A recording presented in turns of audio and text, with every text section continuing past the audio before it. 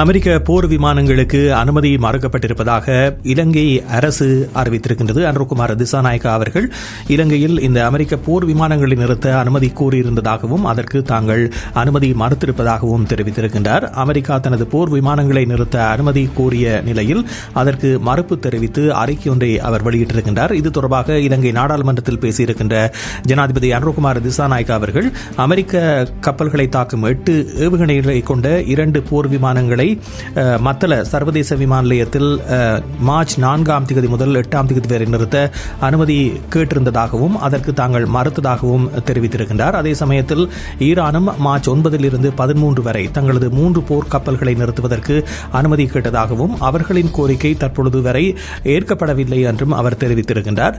தாங்கள் ஈரானுக்கு ஆம் என்று சொன்னால் அமெரிக்காவுக்கும் ஆம் என்று சொல்ல வேண்டியதாக இருக்கும். ஆனால் தாங்கள் மறுத்துவிட்டதாக அவர் தெரிவித்திருக்கின்றார். தாங்கள் ஒரு நிலையான நிலைப்பாட்டை உறுதிப்பட தெரிவித்து வருவதாக குறிப்பிட்டிருக்கின்றார்.